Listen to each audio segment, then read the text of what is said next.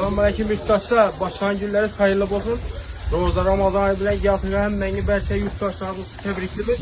Şimdi ilk önemli metal bomba olmasa alamız gelişir yanına aktar. Bakarsı gelişir abi. Testlerine nöbelen yazıp kaldıramız. Ve şimdi köyüne göstermemiz mümkün. Ama köyüne eski eksploatör olamaz, 6 ay olamaz, farkı yok. Hem metinden alaveremiz. Barıp iş gücünün yine varıp alıp çıkarmıyoruz. Maşınlarımız sağına körüp gaz ediyor yerler.